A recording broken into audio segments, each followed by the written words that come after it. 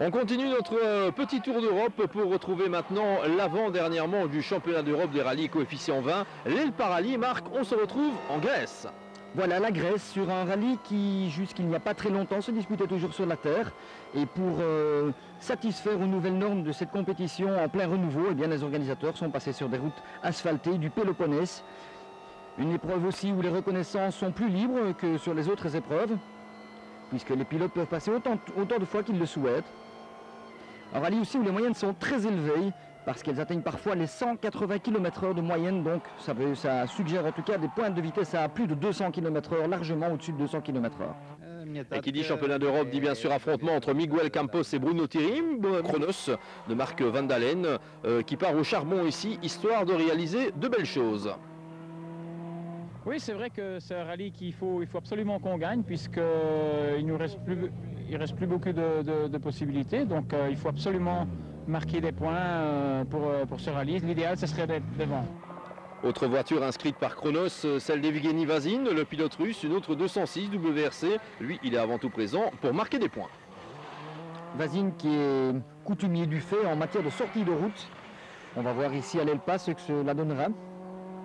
Et on va se retrouver directement avec les résultats de cette première spéciale pour Dimitris Nassoulas. Eh bien, ça démarre calmement.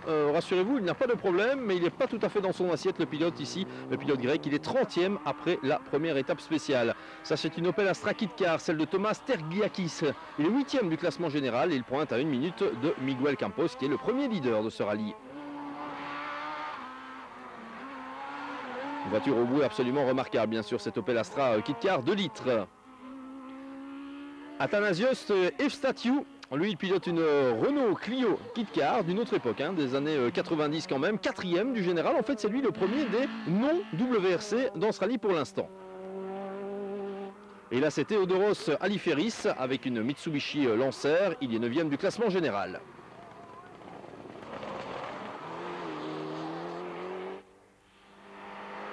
Et les pilotes de ces voitures qui sont souvent donc à des vitesses très élevées, on vous l'a dit. On remarque ici la Peugeot 306 Kit-Car de Socratis Tsokakildis, 5e du classement général, à 10 secondes d'Evstatiou. Donc ça veut dire qu'il doit attaquer au maximum pour essayer de reprendre une place au général. Et c'est possible, la place de premier grec d'ailleurs, ce qui n'est pas à dédaigner pour ces pilotes. On se retrouve avec Miguel Campos dans la deuxième étape spéciale maintenant. Campos qui continue d'attaquer. Il veut impérativement creuser l'écart par rapport à Bruno Thierry. Et on rappelle donc que dans la première spéciale, c'est lui qui a réalisé le scratch. Bruno Thierry n'est pas loin, certes, mais bon, c'est dire à quel point on s'attend encore à une course âprement disputée. La pression entre ces deux pilotes est énorme. Avec des voitures qui sont souvent en rupteur ici, sur ce parcours de l'El Parali. Et Miguel Campos qui est particulièrement content de ce début de rallye. Il possède en fait une petite avance à l'issue de la première spéciale. Et dans la deuxième spéciale, eh bien, il va concéder un peu de temps à Bruno Thierry, 3 secondes 6 très précisément. Et il va se retrouver 2e du classement général. Mais comme il le dit lui-même, rien n'est perdu bien sûr. Le rallye est normalement encore long. Bruno Thierry est à l'attaque, il a connu des problèmes de frein en fait dans la première spéciale, ce qui explique son deuxième temps et ces problèmes ont été complètement résolus dans la deuxième spéciale, ce qui lui permet maintenant de se laisser aller et il va signer donc le scratch et prendre directement la tête de cette épreuve. Bruno Thierry qui disait que le 213 km/h en vitesse de pointe, qui était son record personnel au rallye de Pologne, vous savez qu'il dispose d'informations informatiques, et bien que ce record de 213 km/h serait certainement rapidement battu sur ce rallye. Donc c'est dire à quel point les spéciales, comme vous le disiez tout à l'heure, sont vraiment très rapides. Voilà, et des voitures qui se retrouvent souvent en rupteur, c'est du moins l'impression que cela donne en voyant ces images. Un asphalte pourtant qui est assez glissant, même si on pourrait croire ici qu'il est d'excellente qualité. Bruno Thierry qui faisait la réflexion également qu'il fallait rester très concentré. On a tout fait de commettre une petite erreur sur ce genre de parcours et comme on peut le constater, lorsqu'il y a erreur, bien sûr, eh bien, ça peut se payer cash car les vitesses sont élevées. Il reste 2 épreuves coefficient 20 plus coefficient 10. Donc pour nous, on n'a pas droit à l'erreur. Donc il faut absolument qu'on soit du moins devant Miguel Campos. Ça c'est clair. Et c'est bien parti. Les spéciales étaient très rapides. Donc pour nous, c'est très difficile de savoir exactement quelle vitesse de passage on peut avoir parce que c'est de l'asphalte très glissant, très piégeux. Les moyennes sont très élevées. La deuxième spéciale, on est à plus de 135 de moyenne, donc vous pouvez vous imaginer. Donc c'est très difficile, il faut rester concentré. Et c'est pas facile non plus au niveau du châssis. L'asphalte est très glissant, donc, mais enfin pour nous ça se passe relativement bien puisqu'on a un peu plus de 5 secondes d'avance sur Campos, donc c'est bon. Et une question que l'on peut se poser sur un type de rallye comme l'Elpa, eh bien, y a-t-il un style de pilotage particulier pour faire la différence là-bas? Non. Maintenant sur ces problèmes de la première spéciale qui ont permis à Miguel Campos d'occuper la tête du rallye. J'ai eu des petites...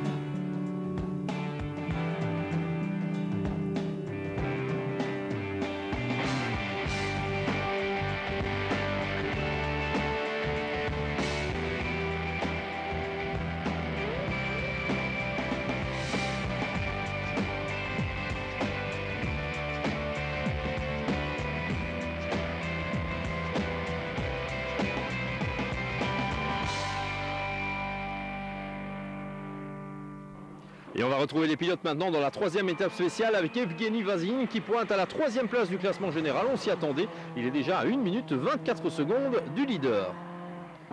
Evgeny Vazin qui est soutenu par l'annonceur principal de ce championnat d'Europe, l'annonceur russe, et qui, comme vous l'avez dit, pointe déjà à près d'1 minute et demie, ce qui n'est pas une surprise en soi, étant donné qu'on sait que Evgeny Vazin n'est certainement pas le plus rapide du plateau européen. Et on retrouve nos pilotes grecs maintenant avec Dimitris Nassoulas et cette Mitsubishi Lancer. Eh bien ça va toujours pas pour Nassoulas puisqu'il a un beau numéro 5 sur la voiture, mais il est 28e du classement général. Ça va nettement mieux par contre pour Thomas Tergiakis avec cette Opel Astra Kit-Car. Il est 6e du général après la 3e étape spéciale. Une voiture qui était apparue en Grande-Bretagne sous le label Vauxhall. Vauxhall qui est la marque en fait de la General Motors qui est en Angleterre, ce que Opel est sur le continent. Et ce qui permet en tout cas à Tergiakis de bien se tirer d'affaire avec cette voiture. Anastasias Evstatiou maintenant avec cette Renault Clio Kit-Car. Eh bien ça marche très bien pour lui. Il est toujours le premier concurrent non WRC dans ce rallye. Il est 4e du classement général. Et pourtant, Marc, la voiture n'est pas de toute première jeunesse ici. Oui, c'est le moins qu'on puisse dire. La Clio Maxi n'est pas de toute dernière génération. On se souviendra pour mémoire que la première victoire de cette voiture avait été conquise en Belgique par le géant de Courtrai, comme on l'appelait, Bernard Munster à l'époque. Theodoros Aliferis ici avec une Mitsubishi Lancer. Pour l'anecdote, lui il est en 9e position. Et puis on va se retrouver à l'assistance, au regroupe plutôt après la 3e étape spéciale. Alors qu'on continue à suivre le pilote grec avec cette Mitsubishi Lancer. Et là c'est un peu la stupéfaction puisque les pilotes apprennent qu'il s'est passé quelque chose dans la toute première spéciale. Quelque chose qui va avoir une grosse conséquence pour la suite du rallye. Et une cabine haute tension de 2 tonnes va tomber sur la voiture et malheureusement provoquer le décès du pilote. Voilà, et de ce fait, les pilotes sont un peu dans l'expectative ici, ils ne savent pas ce qui se passe exactement. Non, je sais pas.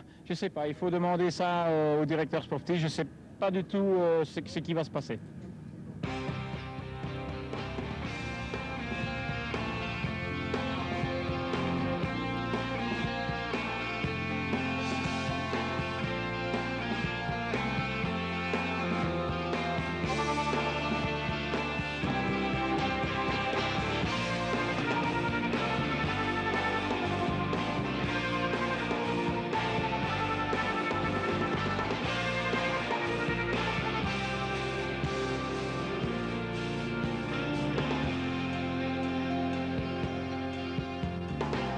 Spécial, eh bien ils étaient loin de se douter du drame qui se jouait derrière. Alors maintenant une question se pose, que se passe-t-il au niveau du règlement du championnat?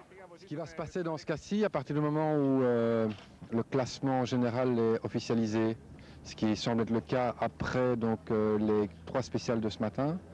Elpa. Maintenant on se retrouve à 120 points. Donc... Au renseignement officiel, eh bien, on peut dire que quelque part c'est mission accomplie pour Bruno Thierry et son équipe. Je pense, parce que Bruno, évidemment, Condro, j'attends toujours le pilote à voiture égale qui va le battre au Condro, donc c'est sûr que... Enfin, tout peut arriver, on peut avoir un problème mécanique, tout peut arriver, mais bon, on va mettre les bouchées doubles pour que tout soit prêt et pour qu'on aille au bout de cet objectif. Voilà, c'est donc dans une certaine tristesse ambiante que ce rallye s'est achevé après 3 étapes spéciales. Bruno Thierry réalise une bonne affaire au championnat, mais comme vous pouvez l'imaginer, personne n'avait vraiment le cœur à faire la fête du côté de l'Elpa Rally. Classement final du championnat à l'issue de cette épreuve, 1240 points pour Miguel Campos, 1120 pour Bruno Thierry et c'est Peck qui est troisième avec 315 points, autrement dit